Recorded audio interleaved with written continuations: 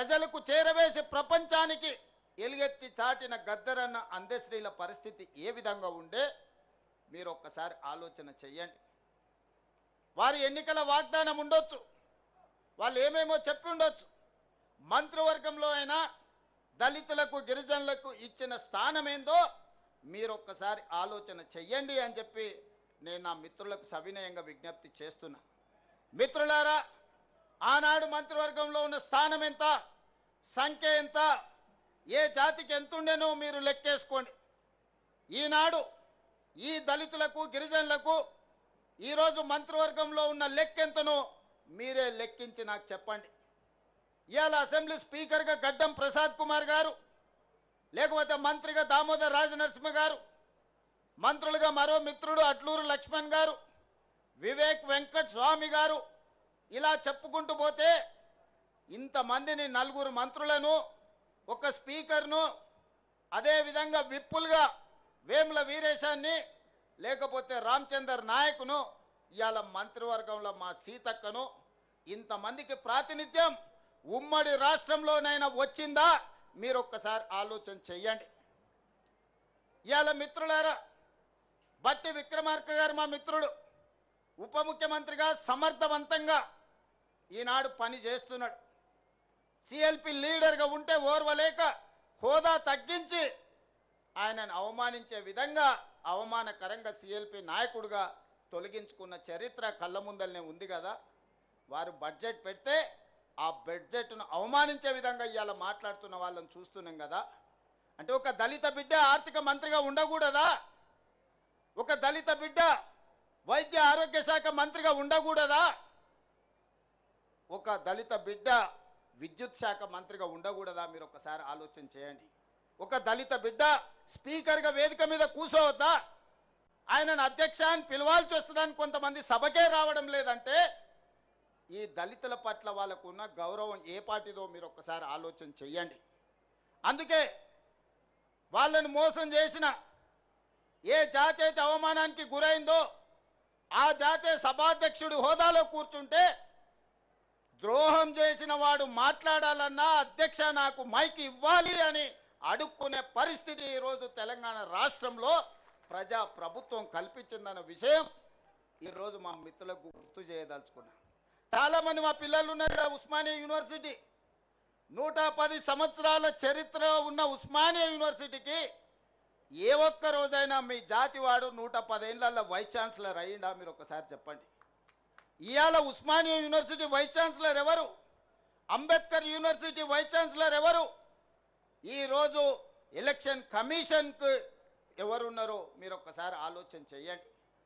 ఈ విధంగా చెప్పుకుంటూ వెళ్తే పబ్లిక్ సర్వీస్ కమిషన్ కావచ్చు, జిల్లాల కలెక్టర్లు కావచ్చు, లేకపోతే ఎడ్యుకేషన్ డిపార్ట్మెంట్ ప్రిన్సిపల్ సెక్రటరీ కావచ్చు, ఇరిగేషన్ డిపార్ట్మెంట్ ప్రిన్సిపల్ సెక్రటరీలు కావచ్చు, ఇట్లా నేను అన్ని చదివి వినిపించగలను.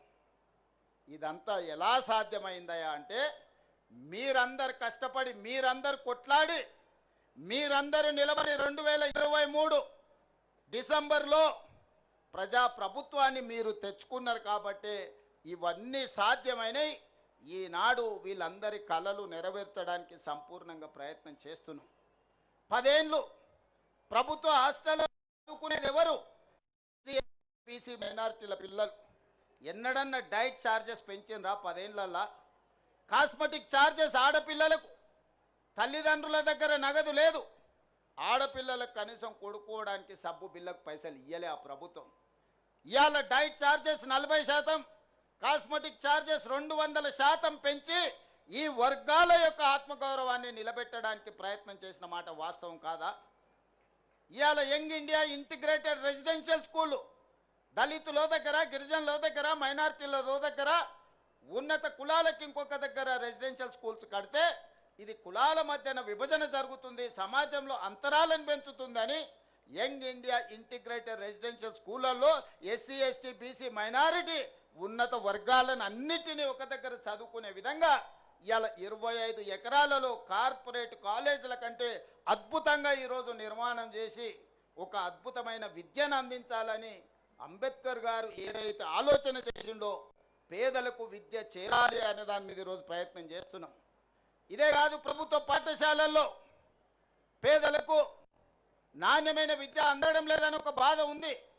అందుకే ఈరోజు వాటి అన్నిటిని ప్రక్షాళన చేసి గతంలో లేని విధానాన్ని నర్సరీ, ఎల్కేజీ, యూకేజీతో పాటు 12th వరకు తెలంగాణ ఇంటిగ్రేటెడ్ స్కూళ్ళని ఈరోజు తెలంగాణ పబ్లిక్ స్కూళ్ళను తీసుకొచ్చి ఈ నిర్లక్ష్యానికి లోనైన సమాజానికి దూరంగా నివసిస్తున్న ఈ బిడ్డల్ని సమాజంలో భాగస్వాములను చేసి విద్యను అందించాలని ఇవాళ తెలంగాణ పబ్లిక్ స్కూల్ విధానాన్ని తీసుకొచ్చినాము. అదే మన పిల్లల యొక్క భవిష్యత్తును మారుస్తుంది. రేపటి తెలంగాణ, రేపటి భారతదేశం యొక్క భవిష్యత్తు ఈ దళితులు, ఈ గిరిజనులు, ఈ ఆదివాసీలు, ఈ బలైన వర్గాల, ఈ మైనారిటీల పిల్లలే ఈ దేశం యొక్క భవిష్యత్తు, ఈ దేశం యొక్క సంపద అని ప్రజాపాలన గుర్తించింది. ప్రభుత్వ పరంగా అన్ని రకాలుగా మిమ్మల్ని ప్రోత్సహించడానికి ప్రయత్నం చేస్తున్నాం.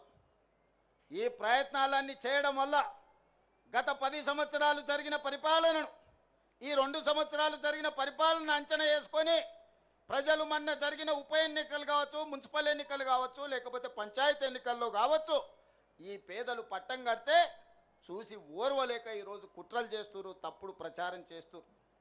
ఇవాళ 4.5 లక్షల ఇందిరమ్మ ఇండ్లు ఇచ్చినాం. నేను అడుగుతున్న వేదిక మీద ఉన్న నాయకుల నుంచి ఇక్కడ ఉన్న పేదవాళ్ళ వరకు ఈ 4.5 లక్షల ఇండ్లల్లో అత్యధిక శాతం దళితులకు, గిరిజనులకు వచ్చిన మాట వాస్తవం కదా? నియోజకవర్గాల వారిగా మీరు లెక్క తీయండి. ఆనాడు డబుల్ బెడ్రూమ్ ఇండ్లు అని చెప్పిండు, ఎంతమందికి వచ్చినాయో మీరే లెక్క చూసుకోండి. నేను చెప్పదలుచుకోలేదు, మీరే ఆలోచన చేయండి. ఈనాడు ఇందిరమ్మ ఇండ్లైనా, లేకపోతే ఈనాడు ప్రభుత్వం అమలు చేస్తున్న విద్యా విధానమైనా, అంతెందుకు మేము వచ్చిన తర్వాత 67,000 పైచీలకు ప్రభుత్వ ఉద్యోగాలు, group 1, group 2, group 3, group 4, police department, medical and health department, వివిధ శాఖలల్లో మేము 67,000 ఉద్యోగాలు మేము నియమించినాం. నేను అధికారికంగా ఈరోజు లెక్క చెప్తున్నా. 67,000 ఉద్యోగాలల్లో 87% ఎంత? 87% ఎస్సీ, ఎస్టీ, బీసీ మైనారిటీలకు ఉద్యోగాలు వచ్చినాయంటే 50,000 పైగా ఈరోజు ఈ వర్గాలకు ప్రభుత్వ ఉద్యోగాలు వచ్చినాయి. ఇంతకుముందే మా మిత్రుడు లక్ష్మణ్ చెప్పాడు, గ్రూప్ 1 రిజల్ట్లో మా పిల్లలకు చాలా ఉద్యోగాలు వచ్చినాయి. ఈరోజు రాజీవ్ గాంధీ సివిల్స్ కోసం ఈరోజు పరీక్షలు రాస్తున్న పిల్లలకు మనం ఆర్థిక సహాయాన్ని సింగరేణి నుంచి అందిస్తే ఈరోజు ఈ ఎస్సీ, ఎస్టీల పిల్లలు అత్యధికంగా ఐఏఎస్లలో ఈరోజు సెలెక్ట్ అయినరు. అందుకే మిత్రులారా, ఈరోజు ఈ విధంగా పరిపాలనను చక్కబెడుతూ గతంలో చేసిన అప్పులను, తప్పులను సరిదిద్దుకుంటూ ఈరోజు ముందుకెళ్ళే ప్రయత్నం చేస్తున్నాం. పనిలో భాగంగా నిరంతరం మేము పనిచేస్తుంటే కొంతమంది వెనకాల నుంచి కుట్రలు చేస్తున్నారు, గోతులు దవ్వుతున్నారు. గోతులు దవ్వేటోళ్ళను అదే గోతిలో పాతిపెట్టే బాధ్యత మీరు తీసుకోవాలి మిత్రులారా. ముందల నేను చూసుకుంటా, వెనకంగా ఎవడైతే గోతి దవ్వుతాడో వాళ్ళ సంగతి మీరు చూసుకోవాలి. మా నరసింహులన్న చెప్పాడు, మేము ఉంటామా నీకెందుకు, నువ్వు నడుపు అని. మరి మా నరసింహులన్న మాట మీద వెనకంగా గోతులు దవ్వేటోళ్ళను, నక్క జిత్తులోళ్ళను, నల్లి కుట్లోళ్ళను మీరే ఏదో ఒకటి చెయ్యాలి. మీరు చేయకపోతే నష్టం జరుగుద్ది. ఎందుకనంటే ఒక మంచి లక్ష్యంతో, ఒక మంచి టీంతో బట్టి విక్రమార్క గారు కావచ్చు, మా సీతక్క కావచ్చు, దామన్న కావచ్చు, లక్ష్మణ్ కావచ్చు, ప్రసాద్ కుమార్ గారు కావచ్చు, ఇలా చెప్పుకుంటూ వెళ్తే పొన్నం ప్రభాకర్ గారు కావచ్చు, అన్ని వర్గాలకు మంత్రివర్గంలో అవకాశం కల్పించి అన్ని వర్గాల యొక్క ఆలోచనను తీసుకొని అన్ని వర్గాలకు సంక్షేమాన్ని, అభివృద్ధిని అందజేయాలని ఈనాడు మా ప్రభుత్వం ప్రయత్నం చేస్తుంది. 10 ఏళ్ల విధ్వంసం 100 ఏళ్ల నష్టానికి దారితీసింది. దాన్ని ఇవాళ సరిదిద్దుకుంటూ, చక్కదిద్దుకుంటూ, ఆనాడు చేసిన అప్పులను చెల్లించుకుంటూ, తప్పులను సవరించుకుంటూ ఈనాడు పరిపాలన జరుగుతుంది. మీ అందరికీ తెలుసు, 10 ఏళ్లలో ఆ గొప్ప గొప్ప ఉపన్యాసాలు ఇచ్చే నాయకులు ఎన్నిసార్లు అంబేద్కర్ గారి జయంతికో వర్ధంతికో హాజరైనరో మీరే లెక్కేసుకోండి. ఇంతకంటే లెక్క అవసరం లేదు, ఇంకా వేరే లెక్క అవసరం లేదు. ఇది ఒక్క లెక్క చూసుకోండి, మీ పట్ల వాళ్ళకున్న అభిమానం ఏందో, ఆలోచన ఏందో. అందుకే మిత్రులారా, ఈ ప్రభుత్వం మనది. ఇది ప్రజల కోసం అందిస్తున్న ప్రజాపాలన. ఈ ప్రజాపాలనను కాపాడుకునే బాధ్యత మనది, ప్రజాస్వామ్యాన్ని కాపాడుకునే బాధ్యత మనది. అందుకే ఇవాళ కేంద్ర ప్రభుత్వం మహిళా రిజర్వేషన్ల గురించి, నియోజకవర్గాల